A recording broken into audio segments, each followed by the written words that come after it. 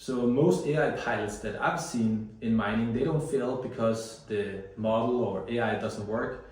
They fail because the first use case was the wrong use case.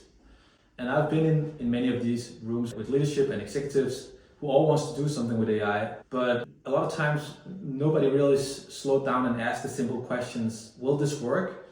Or will this actually move cost, uptime, or risk in a meaningful way that can be measured on the floor? What usually happens is that the most interesting idea wins, not the most valuable one. So what I suggest is that before you move into a pilot, ask two questions.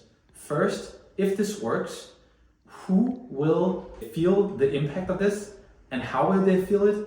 And secondly, do you have the available data today so that you can actually test this idea tomorrow? And we're not talking about perfect data here, but we're talking about, do you have sufficient data to test something out tomorrow?